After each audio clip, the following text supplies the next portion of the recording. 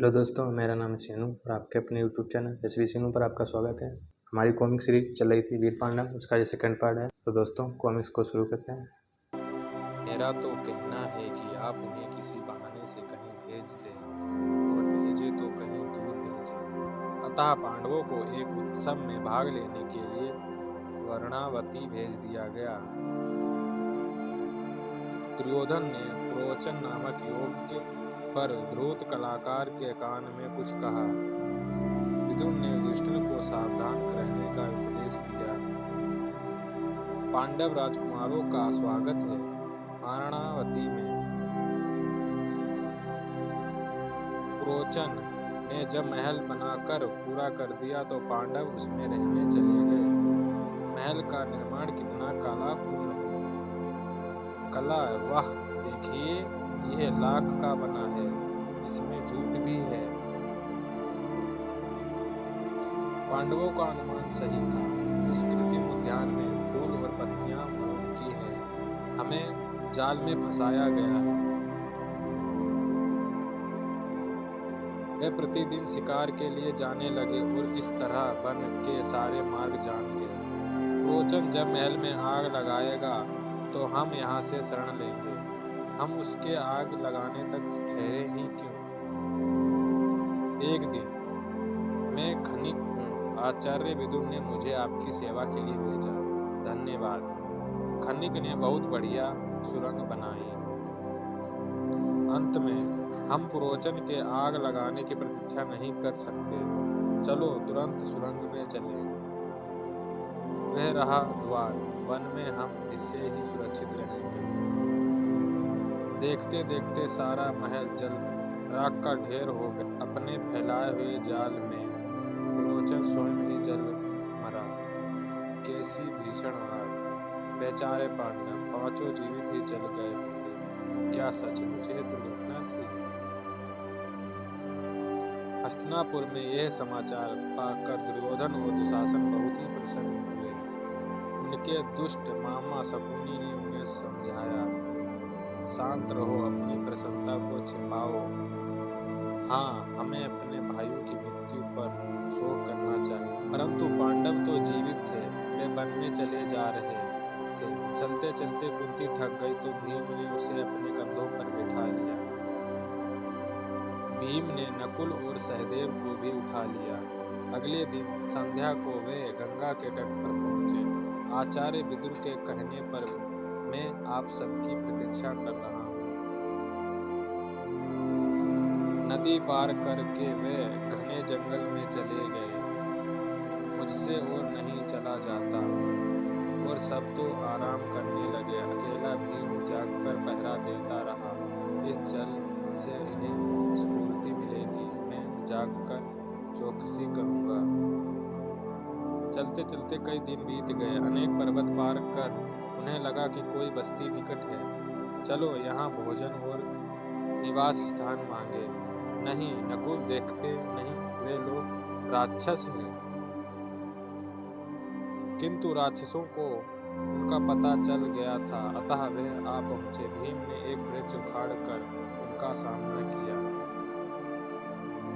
राक्षसों के राजा हिडिंबासुर ने आगे बढ़कर भीम से वृक्ष छीनने की कोशिश की। घोर संघर्ष हुआ जिसमें हिडिंबासुर मारा गया। शीघ्र ही ये चाहते हैं कि तुम इनके साथ जाओ और इनके राजा बनो। पांडव उनके गांव में गए और वहां भीम ने हिडिंब की बहन हिडिंबा से विवाह किया। युधिष्ठिर, ये राक्षस लोग बुरे तो नहीं लगते। कुछ दिन बाद भीम, यह स्थान मुझे पसंद नहीं, कहीं और चलना चाहिए। जैसी तुम्हारी इच्छा। बहुत लंबी यात्रा के बाद इस नगर का क्या नाम है श्रीमान जी। एक चक्रपुर। आप ब्राह्मणों का यहाँ स्वागत है। हम ब्राह्मण, चलो ठीक ही है। एक चक्रपुर में पांडव एक निर्धन ब्राह्मण के यहाँ रहने लगे। एक दिन, आज आप कुछ उदास हैं ब्राह्मण देवता। नगर के बाहर एक गुफा में बकासुर नामक एक राक्षस रहता है। वे हमारी छोटी पुत्री को खाने वाला है। उसने लोगों से वचन लिया है कि हम प्रतिदिन एक गाड़ी भरकर भोजन भेजा करें। वह भोजन के साथ गाड़ी के चालक और बैलों को भी खा जाता है। इस निरीह कन्या के बदले मैं स्वयं जाना चाहता हूँ। आप परिवार पोषक हैं, आप ना जाएं, मैं जाता हूँ। माँ, मुझे जाने दो, मैं डंडे से राक्षस को मार डालूंगा। बेटा, जल्दी ही कुछ करो ना इस बारे में, बाद में, जैसी तुम्हारी इच्छा माँ। भीम भोजन की गाड़ी लेकर नगर के बाहर चले। लोग उन्हें विदा करने को उमड़ पड़े थे। दिखता तो बलवान है, पर बकासुर उसे छोड़ेगा नहीं। भीम ने गुफा के द्वार पर पहुंचकर बैलों को खोला और भोजन करने बैठ गए। उससे लड़ने में भोजन इधर उधर बिखर जाएगा, इसलिए इसे पहले ही खा लेना चाहिए। बकासुर ने गुफा से निकलकर यह दृश्य देखा तो वह आग बबूला हो गया। यह मेरी पीठ पर पता नहीं बेर से क्या गिर रहे हैं। अरे, ये तो राक्षस है, इसका दुस्साहस बढ़ता जा रहा है। मट्ठा बहुत स्वादिष्ट है। भीम भोजन कर चुके तो उन्होंने राक्षस को उठाकर धरती पर दे मारा। बकासुर तुरंत मर गया। भीम उसके शव को नगर के द्वार तक खींच लाए और उसे वहां डालकर चुपचाप घर चले गए। कुछ दिन बाद पांडवों को एक रोमांचक समाचार मिला। सुना है महाराज द्रुपद धनुर्विद्या प्रतिस्पर्धा कर रहे हैं। विजयी प्रतियोगी के साथ द्रौपदी का प्रतिस्पर्धियों को उपहार मिलेगा। माँ, हम भी जाकर सम्मिलित हो। अवश्य। पांडव राजधानी में जा पहुंचे। राजधानी को चित्र आकर्षक ढंग से सजाया गया था। सैकड़ों राजा और राजकुमार राजमहल में उपस्थित थे। पांडव ब्राह्मणों के खंड में जाकर बैठ गए। बहन, ये चेंदी के नरेश हैं, शिशुपाल, ये द्रौपदी के भाई हैं जो अतिथियों का परिचय कर रही हैं। परिचय करा चुकने के बाद धृष्टुम्न ने घोषणा की, सज्जनों, उधर धनुष और बाण रखे हैं। ऊपर चक्र घूम रहा है जिसमें मछली लगी है। नीचे जल में मछलियों की परछाई देखकर आपको मछली की आंख में बाण मारना है। जो लगातार 5 बार निशाना लगाने में सफल होगा, उसके साथ द्रौपदी का विवाह कर दिया जाएगा।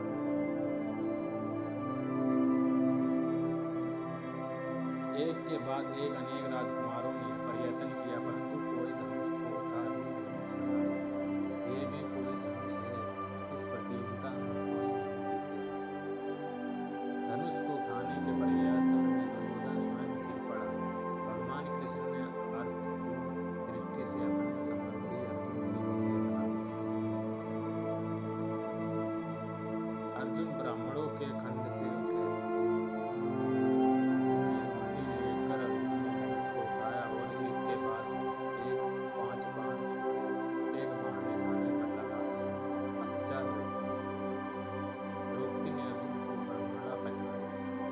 मंडप में हो हल्ला मच गया। दुर्योधन, हम यह सहन नहीं कर सकते। हाँ शिशुपाल, हम सबका अपमान है। अनेक राजकुमार मंच की ओर बढ़े।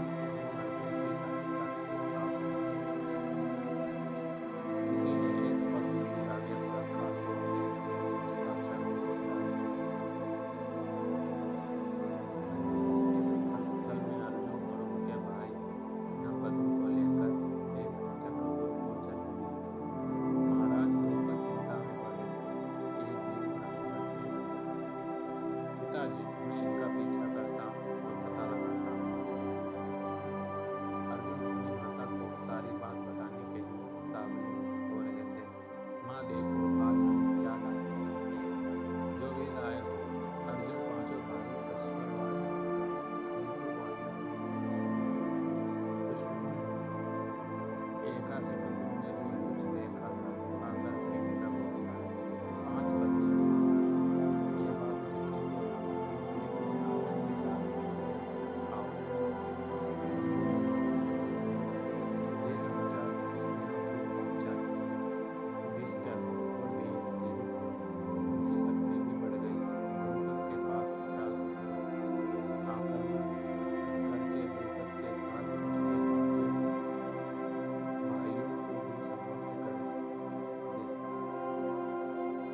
भीष्म और विदुर ने धृतराष्ट्र को समझाया, उन्हें मन के साथ अस्त्रों का निपटाना।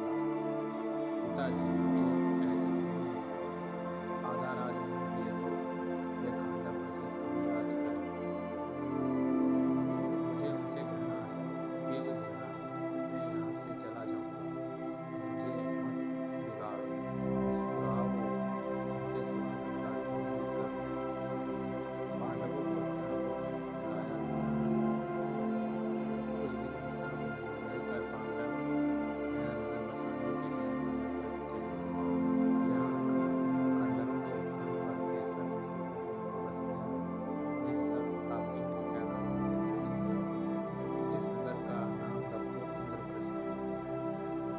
उन्हें इंद्रप्रस्थ में राज्य करते कई वर्ष बीते। कृष्ण उनके मित्र और हितचिंतक थे। एक दिन कृष्ण जी हमारे बड़े भाई नहीं चाहते हम राजसूय यज्ञ करें, परंतु अर्जुन जब तक सब लोग मुझे अपना नेता न मान ले तब तक हम राजसूय यज्ञ नहीं कर सकते। हम उनसे ऐसा मांगवा कर चुके हैं। जब तुम दुष्ट राजा जरासंध को पराजित कर दोगे तभी दूसरे राजा तुम्हें अपना नेता अंगीकार करेंगे। किंतु कृष्ण, जरासंध को हम कैसे हरा पाएंगे? चलो मगध चलो और उसे मल्ल युद्ध के लिए उसे ललकारो। कृष्ण, भीम और अर्जुन ब्राह्मणों के रूप में जरासंध के महल में पहुंचे। मुझे स्वीकार है तुम्हारी चुनौती, मैं लड़ूंगा। ऐसा नहीं, तुम्हें जरासंध पर भीम विजयी होकर इंद्रप्रस्थ लौट गए। सारे देश के राजा राजसूय यज्ञ में भाग एकत्रित हुए, किंतु भगवान कृष्ण सर्वोच्च मान के दिखा दिए। नहीं, मैं ऐसा कभी नहीं होने दूंगा। तलवार की निकालते हुए शिशुपाल जैसी कृष्ण तलवार करने को बढ़ा। कृष्ण ने चक्र से उसका सर काट दिया। राजसूय यज्ञ पूरा हुआ और पांडव देश में सर्वोच्च मान दिए गए। भगवान कृष्ण की